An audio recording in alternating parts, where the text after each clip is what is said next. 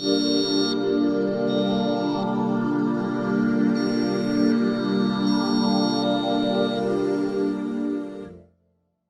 my name is Dr. Roxanne George, and I am your host for the Radiant Health Dialogue series on HippocratesDocs.com in collaboration with Physicians Committee for Responsible Medicine. Today, we'd like to welcome Dr. Ellen Albertson, who has an amazing background. I'm going to let her tell you all about it, and has been doing some amazing work and is a huge resource to her patients. So welcome, Dr. Albertson. How are you? I'm great. It's so great to be here. Thanks for having me on and doing this amazing summit that is so needed right now. Absolutely. Well, thank you so much for taking the time to be with us today. So to get started, I love our topic today, how to love yourself to health, actually, how to love yourself to health. And this topic is so needed in these times. But first, I want you to do a little introduction of yourself and how you started joining plant-based eating with self-compassion. Yes, thank you. That's a great question. Well, the plant-based eating goes really far back. I have to say, when I was about 7 or 8, my mother read Diet for a New Planet. And all of a sudden, we were eating a really standard American diet. And one day, the luncheon meats, the hot dogs, the French fries, the roast beef, everything disappeared. And my mother actually wrote a cookbook, a vegetarian cookbook, and we started eating like tofu and quinoa and brown rice. And so I had a really early nutrition chain. I've always been super interested. And then in my sort of mid-late 20s, I went back and became a dietitian. And actually, I was becoming a dietitian more because I actually had eating disorders and I wanted to be skinny. I kind of wanted to just like get everybody to be thin, and it was very kind of harsh on myself. And my big flip for me was this idea that when you get your body right, when your body is perfect, then you love yourself. Later on, I went back to get a PhD in psychology, and I was really looking at the area of body image and women. And I was encouraged by my dissertation chair to help women with meditation. And I was fortunate enough to meet Kristen Neff, who is the pioneer in this field of self-compassion. So Kristen was willing to be on my dissertation committee and publish with me on the condition that I would learn mindful self-compassion. So I learned mindful self-compassion at a time. It was a huge 180 from me. It was really changed my life in terms of going from loathing myself to loving myself. And now what I really work with my clients on is, let's start with loving yourself. Let's look at diet, not as this thing because you've been bad, you've gained weight, all of this stuff, but like, let's look at it as a way to love yourself, because healthy plant-based eating is fun. It tastes delicious. And I guess the icing on the cake right now is that I am in a pretty new relationship with an amazing man who is a gardener. And so he has grown, like this year, he grew hundreds of pounds of tomatoes and squash. So he's kind of brought my plant-based eating up to another level, because when you're eating farm to table, and I love to cook. I've been a celebrity chef. I've written some cookbooks. And so he's like this amazing inspiration of, zoodling from the garden, putting up 150 pounds of tomatoes, making sauces. So I've kind of taken my plant-based lifestyle to an even higher level. Absolutely. That's amazing. So tell us a little bit more. I mean, I love that you have a very broad background. So go into it, brag on yourself.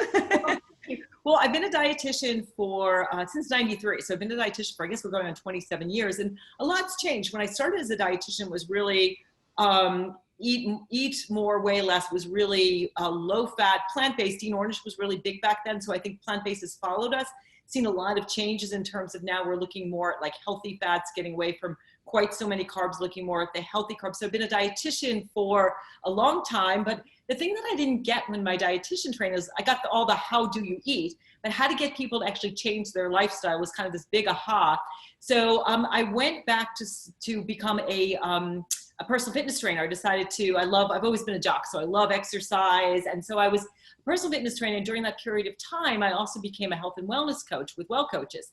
So I learned the how to get people to change. And that led me to become a PhD psychologist, which led to the self-compassion piece. So now I combine all of those things. So I really help people start with loving themselves. I help people, incorporate more plants, more healthy eating. I help people to eat more mindfully, to pay attention to their body. And then again, just to be okay with where they are at, to accept themselves in the moment, and to move from there, to focus on progress, not perfection. So it's a lot of fun. I'm known as the midlife whisperer. So I work primarily with women at midlife. So sort of 40 to 60, which can be, you know, a hard time in terms of our bodies. Women are going through menopause. There's sometimes weight gain. They're questioning like who they are and what they want in their lives. And I mean, my feeling is like health is such an important cornerstone, because if you want to make your next chapter your best chapter, which is what my business is really all about, you've got to be healthy. And I'm looking to make it to 100. So I've got, 43 more years to go. And that's a long chunk of time. But I mean, you know, if you're listening, I'm here to say, you can feel, I'm 57 and I feel amazing. I look amazing. My body looks about the same as it did when I was 27. So it doesn't have to go downhill. I think we think like midlife, oh my gosh, I'm going to get these diseases. And, you know, we're here to say that your lifestyle plays a huge role. If you eat less, eat mostly plants, really cut out the processed food, move your body in a way that feels good 20 to 30 minutes on most days, go easy on the alcohol, you'll live a long, healthy life.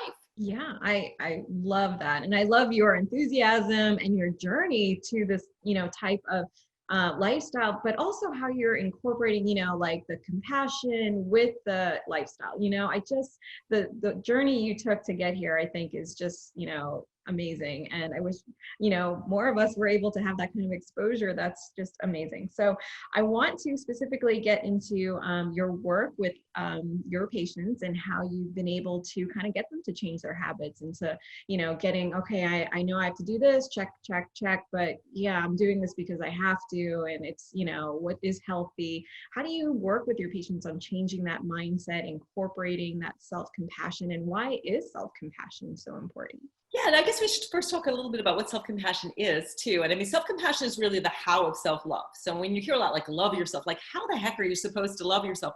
Self-compassion is essentially treating yourself the way you would a good friend. And there are 3 elements to it. So you're kind to yourself rather than judgmental. You understand this thing called common humanity, that everybody goes through stress, suffering, everybody makes mistakes, so you're easier on yourself. And then you're mindful. You notice when you are stressed and suffering. So often right now, especially let's say, hey, COVID, everything going on in the world, it's crazy. What I'm finding with my clients is that people are stressed. They are in fear, they're stressed, there's a ton of uncertainty. And so when people initially see me, it's kind of like they eat all day long. They're sitting at their desks and sort of they start snacking, they snack all day, and then they kind of break.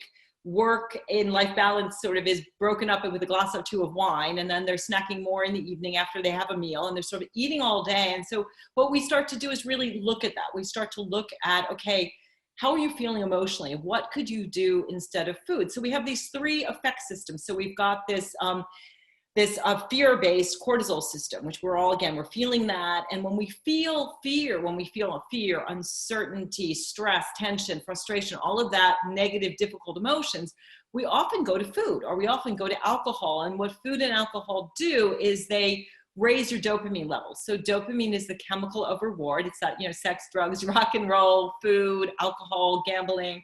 So you feel better temporarily. So, eating is actually an effective way to feel better from stress. The problem is that after you've had that threesome with Ben and Jerry's, you still have the same problem that's causing the stress. And on top of it, you've just consumed an extra 500 to 1,000 calories, which is leading to the weight gain. So what I'm seeing is that I'm seeing a lot of weight gain because people are sitting, they're in Zoom meetings all day, they're stressed out. The cortisol is also impacting the waistline. So when we get those cortisol levels raised, appetite goes up, fat deposition around the middle happens, and then we're also getting all that inflammatory stuff. So what I try to do with people is instead of going to dopamine, let's go to oxytocin.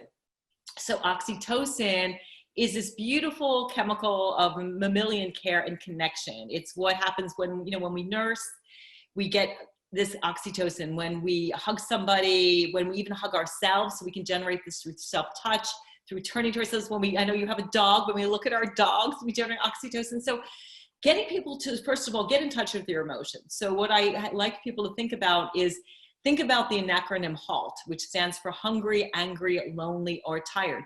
If you're hungry, make yourself a beautiful plant-based meal. Have a curated snack. So have an apple with some peanut butter or some walnuts, have some carrot sticks with some hummus, have something that is like a distinct, instead of sort of sitting there with a bag of chips. If you're hungry, eat. Because what happens is when we're hungry, we eat. There's a feedback mechanism, right? We're hungry, we eat. we stop eating. So one thing, if you're listening, you want to start doing is ask yourself before you eat anything, am I hungry? And if you're hungry, go ahead and eat. Now, the A stands for angry or anxious. So if you're angry or anxious, the quickest way to feel better, to really power down the cortisol, power up what's called the parasympathetic nervous system, that's rest and digest, is to just breathe. So you can even just do it now, just taking one deep breath in, really slow exhalation. That will literally calm your nervous system down. So if you're feeling angry, you're feeling anxious, you've got to treat that. The L stands for lonely. If you're feeling lonely, well, you've got to connect with someone, and that is hard to do right now, but call somebody, talk to a friend, connect with the people in your household, go outside, even if you're just seeing other people, if you're feeling lonely. But again, eating isn't going to help that in the long run. If you're tired, just take a nap, just rest, or go take, a brisk walk. But so often we're tired and we think, well, my gosh, I need some sugar. I need some caffeine. So that's really what I'm seeing with my clients, and just having that awareness of what I have people do is, if you're not hungry and if you're not sure, set a timer for 20 minutes, and hunger won't go away. And we usually feel hunger. Sometimes it's a rumbling in the tummy. You could feel lightheaded. I actually get cold when I'm hungry, which is kind of weird. But it's a physiological sensation that doesn't go away until you eat. If you're not sure, set a timer, have some water, do something else. And then ask yourself, what am I feeling emotionally? So I love to tell people, name it, you tame it. So is it anger? Is it sadness? Is it grief? Is it fear? Is it frustration? When we name our emotion, we bring it from the primitive part of the brain, the amygdala, which is back here. That's our reptilian brain, which again, super activated by the stressful times we're going in. We activate our huge mammalian frontal cortex. We get some control, and then feel it in your body. So it's name it, you tame it, feel it, you heal it. Emotions are felt experiences in the body. And so often we want to stuff our emotions, right? We're taught, don't feel the difficult emotions, right? It's okay to feel joy and happiness and gratitude, but oh my God, sadness, grief. But we're all experiencing that. For me, I haven't seen my daughter in, oh my gosh, like 12, 13 months. She's in Europe. She can't come home. I'm not seeing my family, my friends. We're all stressed out. So we have to hold our emotions and treat them like they're babies, right? We have to hug ourselves and our emotions. So that's what I'm helping my clients with. I'm helping my clients a lot with just general awareness. And, my challenge was about eating mindfully. I had one client, a lot of my clients are living in a 2-bedroom in a city with the spouse, with the kids. And she would just eat carbs all afternoon. And she'd put on about 10 pounds, simply cut out the mindless carbohydrate eating. And she dropped the pounds within a couple of weeks. What I had her do is, instead of, leaning into the carbs, make a list of what you'd like to do for yourself. So now what she does is, when she needs a break at 3:00 in the afternoon, when she would sort of start eating carbohydrates, because we're also bored, right? We're also a little bit in procrastination mode. We don't have the same rhythm. She just goes up to her rooftop and she plays some music and shuts her eyes, do a little bit of yoga, do a little bit of stretching. So I think that's really what we have to do. We have to find other ways to care for ourselves, our emotions, entertain ourselves, grow, find things we're passionate about. So we just don't go right to the food and the alcohol. Yeah, absolutely. And have you seen in your patients that it's been good to get like a buddy, or even just to follow a program specifically, like, Couch to 5K, or, even just something where they're kind of staying accountable? Or it's just kind of like, it's better just to do what you feel like you want to do to move your body in the moment? That's a great question. I think it really depends on the individual. There's not a one, fit answer. I think when it comes to movement, again, we have to change this conversation. And for me, movement is how I procrastinate. I love to move. Last night I took a yoga class to Fleetwood Mac online. I have a set of weights. I love to walk my border collie. So I think to look at movement, not again as this punishment, not as this thing like you think about like Jillian Michaels and The Biggest Loser, and like you've been bad. And really the research shows that, exercise, eating is much more important in the weight loss equation, but exercise is really important for our mental health. It's like Prozac. We generate, endorphins and happy chemicals. So to have fun, so whatever works for you. I think you raise a good point. I think having accountability buddy is great. So if you have someone like a coach or a friend you can check in with, I don't go to on face-to-face yoga classes unless they're outside. But I know my yoga community and we connect online. So I really enjoy that. I think the easiest thing to do is just walk. So even if you're in a town or city with some lockdown, you can walk. It doesn't cost anything. If you've gotten cleared by your doctor, it's easy to do. You can start where you are. And you can also, and sometimes I actually connect with people and we're both walking. So we might be on the phone, right? So I'm like, say like, hey, let's have a walking date from like 11 to 12. Let's catch up. So actually having a walking date with a friend, I think having a buddy is good. I think one of those structured programs are really great too, but do what works for you. Exercise shouldn't be another thing that's a stressful thing that's adding to your load right now. Yeah, absolutely. And I know, again, bringing that self-compassion part into it, because it is part of the, definitely helps increase our mental health, all those good, like you mentioned, the endorphins and our neurotransmitters. And how do you bring that, how do you flip the script on that, I guess I should say, on not feeling like, we're not all jocks. Like I will say, I don't love working out. I don't love it. I know I have to do it, and I like walking. So I like hiking and walking. So that's my jam. But when I am talking to my other, patients, and, when they're kind of like, yeah, I know I should, but I'm getting enjoyment out of it. How do you flip the script on it and, say you're doing it to love yourself? And how do you, sort of implement that with your patients? Yeah. And I think too, we have to think, you've got to give yourself a shot at it, because to say, I don't enjoy it. I mean, you could dance, right? You could like play ball with your kid. I like a lot of my clients biking. Mm-hmm. We just bought a bicycle built for two, which is fun. So, having fun with it. But I think a nice thing to do is connect it to other things. So it's really great if you want to connect it, if you do your core values. So let's say your core value is family. How do you connect exercise with playing with your kids? Or if it's family, how do you say, well, I want to be healthy. I just worked with a client the other day and he had lost a bunch of weight, gotten in shape, and then moved and gained it all back. And it was like, okay, you really care about your family and you want to be your best self. You want to have more energy at work. So maybe connecting it with something higher, that's a good thing to do. You might want to connect it with something that you want to do, like think post-COVID, maybe there's a mountain you want to climb, or a lot of my clients are doing triathlons. So they're looking at getting in shape as a way to raise money for a cause they care about. And it's also a great thing to connect it with something else you enjoy doing. So I listen to a lot of podcasts, books on tape.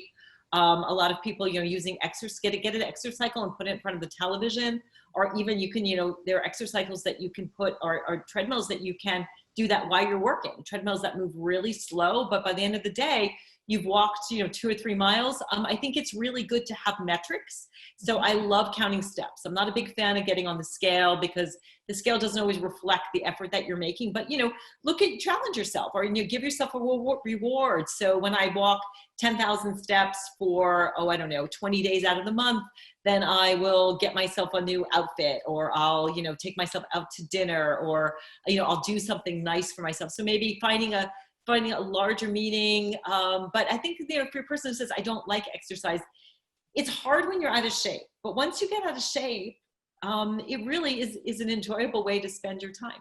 Mm-hmm. Get a dog. That's always a good one too. Yeah. Right? Because if you have your dog's like the best personal fitness trainer.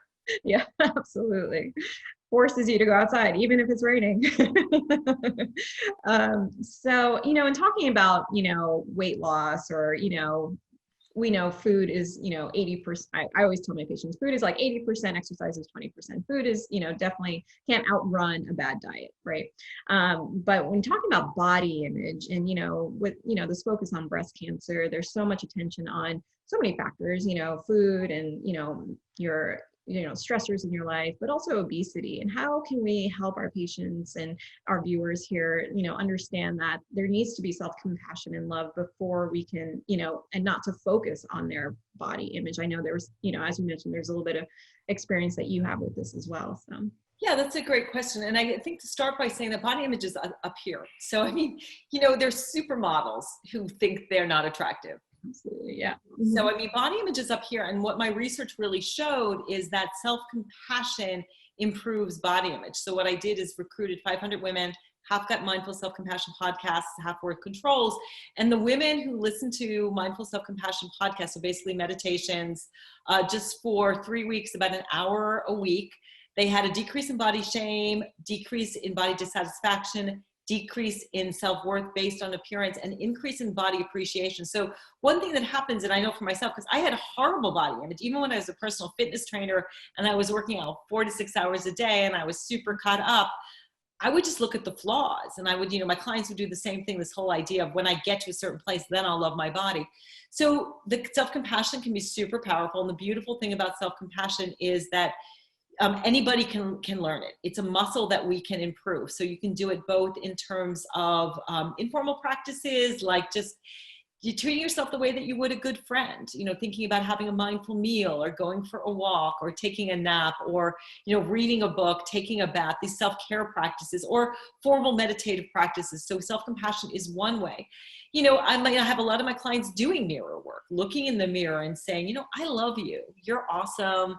Thinking about what's awesome about you, focusing more on functionality, focusing more on what's good about you instead of what's not. And, in terms of if you've been through breast cancer and you've had some changes in your body and, you're dealing with obesity, to see that more is working in your body than that's not. And the only thing that your body wants to do is keep you alive, and you can transform. So I think with this, this whole weight conversation, we have to be a little careful about it, because there is this sense that, I'm supposed to get to a certain place. And I think we need to just put weight as just an outcome and focus on the lifestyle change and focus on loving yourself. Focus on, buy yourself something beautiful, buy a beautiful scarf, get your hair done, buy yourself a nice sweater, see what do I need to do to feel good today, to be in my body, to get the sense of what it is to be in a body and to get the sense of what it is to be alive, and also pleasure. I think that's another conversation of,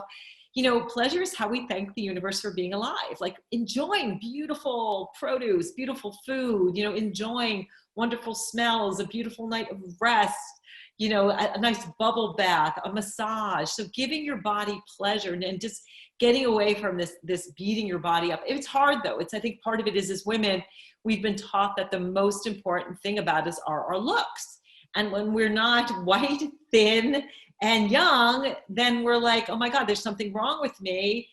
I get another thing is get away from the social comparison. So stop comparing yourself to others. And I guess a final note too is that get rid of your self-critic. We think that we need our self-critic to motivate us to succeed in life. And what the research really shows is when you criticize yourself, just like if your boss criticizes you, your spouse criticizes you, your mom criticizes you, what happens is we generate cortisol again.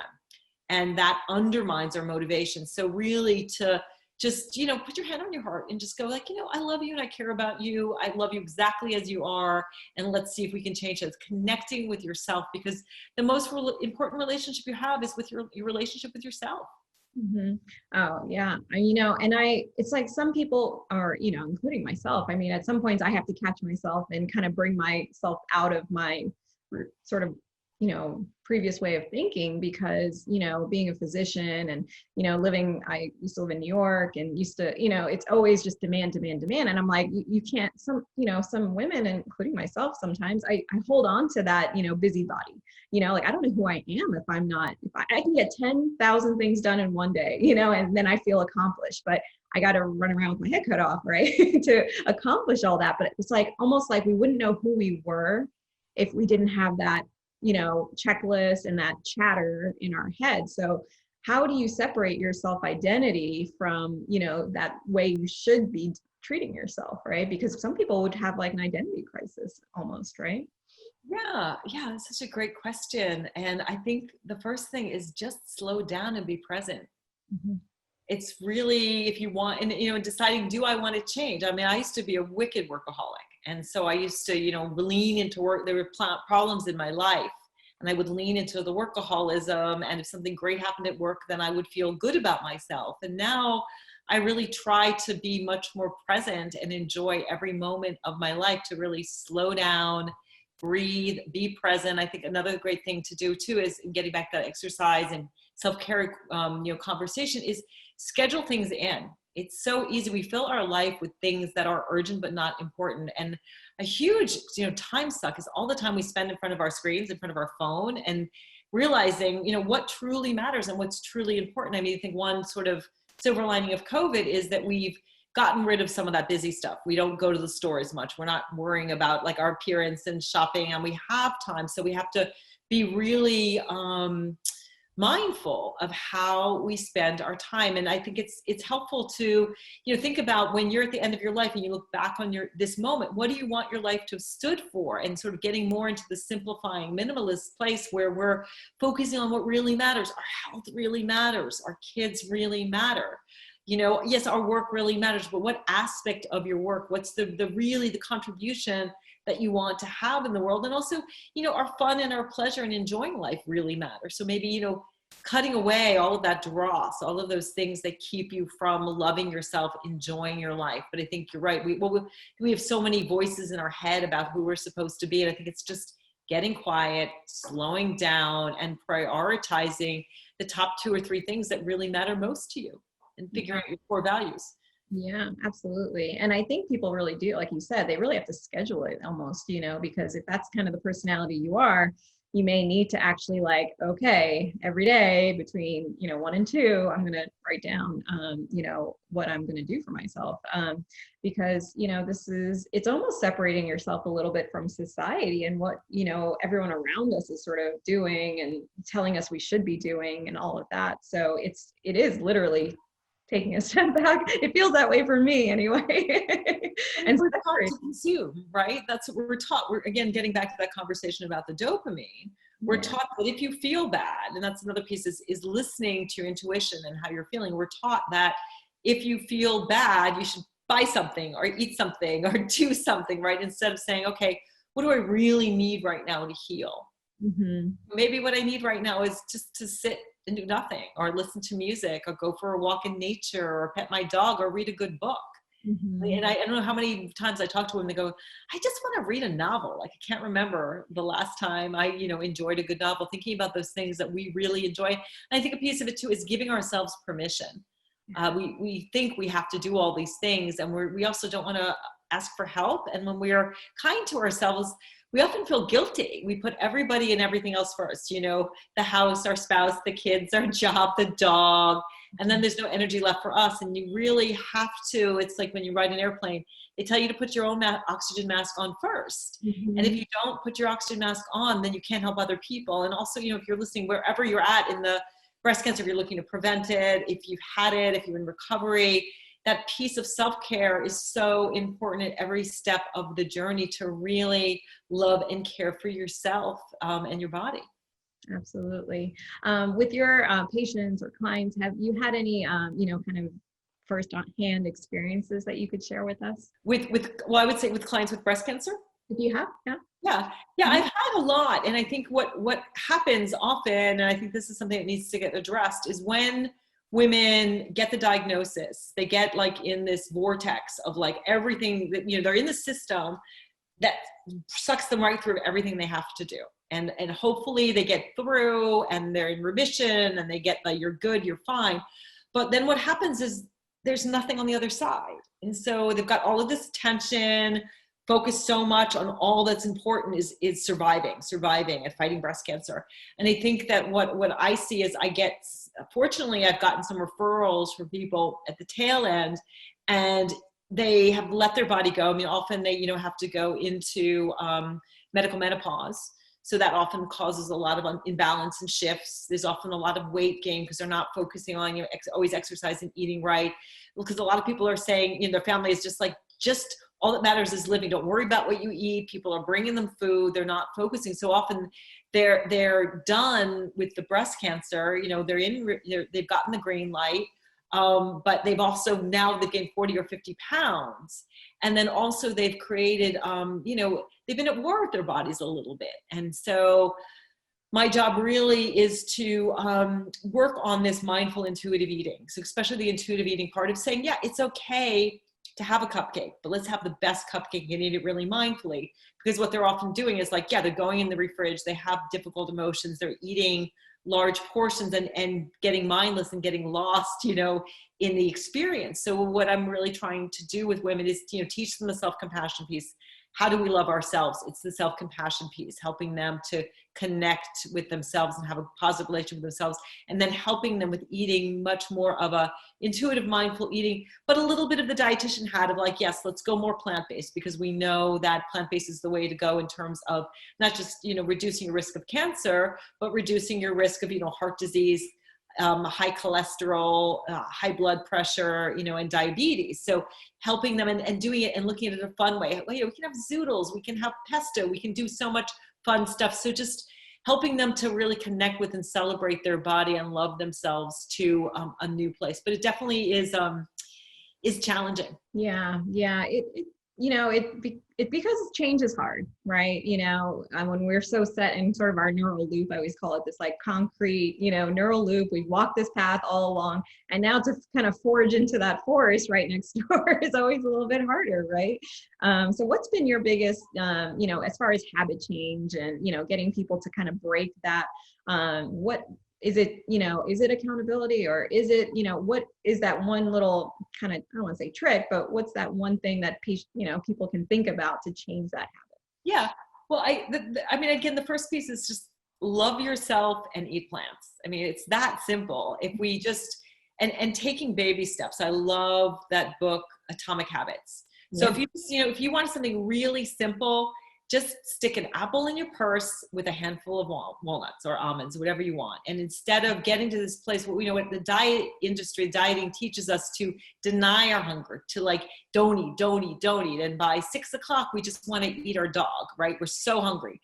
Look at hunger and your appetite and eating as a way to care for your body. Look at, exercise as something that's an enjoyable way to spend time with yourself, and then focus on these small habit changes. So maybe the first week you're walking 10 minutes and you're just carrying an apple. The second week, maybe, you're going to add, a green smoothie to your week, have twice a week.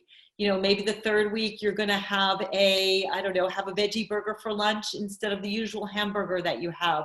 Maybe the fourth week you're going to, have a meatless meal one night a week. So start where you are, accept where you're at, forgive yourself, let all the crap go, let all the guilt go. Guilt's not productive unless it gets you to change your habits. So if you, something like, yes, you have that threesome with Ben and Jerry's, you feel guilty, you look at what happened, you decide, how do I change my behavior? It's helpful, but then let it go. And then, focus on what's called the habit loop. So the habit loop is really, you have a cue. So let's say, for example, I have a lot of clients with dogs, and it's so like their cue is, they have their sneakers right by their bed. They've got their workout clothes right by their bed. So they wake up in the morning, they put their workout clothes on, the leash is right there.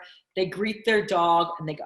So you've got to create the habit loop, and then you do the activity and then you reward yourself. Maybe the reward is that you feel better. Maybe the reward is that you have a beautiful cup of coffee and you like read the newspaper or look at something that you're interested in for 5 minutes. So this habit loops are really important. So small changes. So what he talks about in Atomic Habits is, he talks about like an airplane. So like if an airplane is, changes its course by like 1%, it's going to end up in an entirely different city. If you just put an apple in your purse every single day for the rest of your life, that's going to be a huge change. And research really shows that's all they did, is just tell people, just carry a piece of fruit and eat it when you get hungry. So small changes that you can consistently do over time, create a habit loop, love yourself to health, reward yourself. And I think, you really will get to where you want to be. It's not, and again, this just get away from this whole idea of eating right and movement is something what we do because we punish ourselves because we've done something wrong. It's just, that just does not work. And that's where I started when I first was a dietitian. 25 years ago, I was an outpatient dietitian, and people would come into my office and I would be like, why are you here? And they said, well, the doctor told me I was bad, so I have to be here. And I said, so what did you eat last night? And they're like, well, I knew I was seeing the dietitian, so I had a burger and fries, I had a steak, I had a pizza. They didn't want to be there. It was punishment. So being healthy doesn't have to be hard, and it certainly isn't a form of punishment. You haven't been bad. So we need to really flip and change that equation. And what's amazing too is the body just responds. Like I've had clients that just totally transform their body. I mean, we get new cells all the time. You get a whole entirely new body every 7 years. And a lot of other cells, shift much quicker than that. So you can look and feel healthy and amazing way into your 80s. if you start where you are. Yeah, absolutely. It's never too late. It's certainly never too early to make those changes. So, so we're coming up on the last few minutes. So I want to give you a chance to, let any final thoughts that you have, kind of like that last, phrase or thought you want to put out to our viewers, and then let people know where they can get in contact with you. Sure. It's simply love yourself and eat plants. So, and I've created a whole free gift that is a booklet that's going to give you some recipes and specific things that you can do, take you through like what self-compassion is and how do you do it to get you started, and a little bit about really how to get started with eating more plants. So you can go ahead and just click the link, get that. And that's also going to come with a 5-day challenge to get you started. And I think it's about having fun too, right? And getting support. And I'm going to have a whole Facebook group that's going to go along with that. So if you want to get in touch with me, you can just Google Ellen Albertson, Dr. Ellen Albertson, or the Midlife Whisper. I will pop right up on Facebook at Dr. Ellen's Mastermind, or just Dr. Ellen Albertson. I'm on Twitter at Ellen_Albertson. Facebook, same thing. Instagram, same thing. LinkedIn, I think I'm Dr. Ellen Albertson. So I'm easy to find. So if you are struggling, I have worked with thousands of people. I am compassionate. I'm not here to judge you. I'm here to help you figure out perhaps why one foot's on the gas and one foot's on the brake. A lot of times when you start doing this work and you start looking at why have I carried all of this weight on my body? How is it protecting me? Why am I having so much trouble changing my eating habits? It's a lot of deep psychological stuff. So I really put on both the nutritionist dietitian hat as well as the coach, the psychologist hat, with a really compassionate lens to really help you to figure out how to love yourself to health. So please reach out if you need help, and enjoy the rest of the series. Well, thank you so much for being with us, Dr. Albertson. I really appreciate your time and all these. I love these catchphrases. Name it to tame it. That was a good one. And feel it to heal it. And, don't let perfection be the enemy of progress. Always love that phrase too. So thanks for those great taglines. You should hashtag those. And thank you for being with us today. And my pleasure. Thank you. Absolutely. So we hope that everybody enjoys the rest of the summit and taking those steps that are great steps to your radiant health. Thanks, everyone. Bye.